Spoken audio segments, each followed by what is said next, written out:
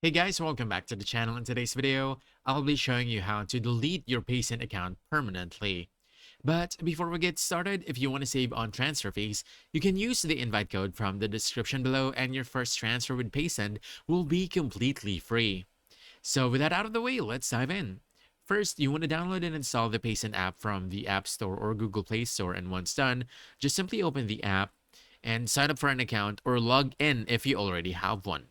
Then you want to head over to your profile. Just click on the icon at the upper left corner of the screen, upper right corner rather, this one. Then from here, just choose settings. Then choose security. And from here, click on the three dot icon at the upper right. Then simply choose close account permanently. And that's it. You'll be able to close your account permanently, and now you know how to do so. So if you found this helpful, don't forget to hit that like button, subscribe for more quick guides, and I'll see you in the next one. Thanks.